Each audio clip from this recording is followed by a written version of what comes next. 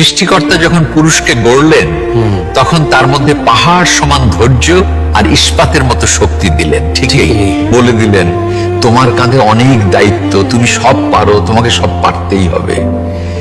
কিন্তু বড় আক্ষেপের বিষয় কি জানো?